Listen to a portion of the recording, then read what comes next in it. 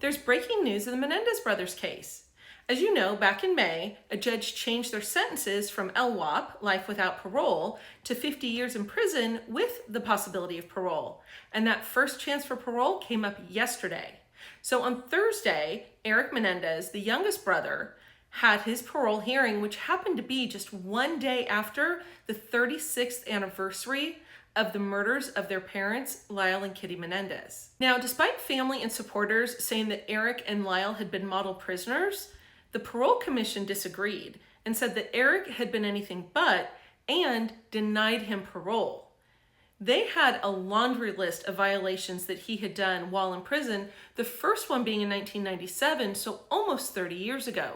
And these violations included drug use, illicit use of cell phones, getting into fights, excessive physical contact with female visitors, and back in 2013, he actually ran a tax fraud scheme from inside the prison with one of the prison gangs. So, as I said, parole was denied, and they said, we'll see you again in 3 years. So like his brother Eric, Lyle was also denied parole, and for many of the same reasons, because he had also been violating prison rules and committing crimes. Now, this included fights, like Eric, drug use, excessive force with female visitors, and he was part of that tax fraud scheme back in 2013. But really the biggest issue with the parole board was that in November of 2024, Lyle was caught with an illicit cell phone in his cell. And it turned out that he'd been using it since 2018.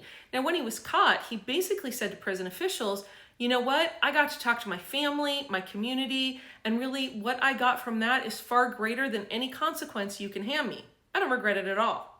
But that was before the judge said, you might have a shot at parole. So in front of the parole board, Lyle changed his tune a little bit and said, well, you know, I needed to talk to my family. I needed to talk to my community. And, you know, what harm did it cause? Well, the parole board thought it caused a lot of harm, and he too was denied. But unlike Eric, he'll have a shot again at parole in 18 months. So stay tuned for updates.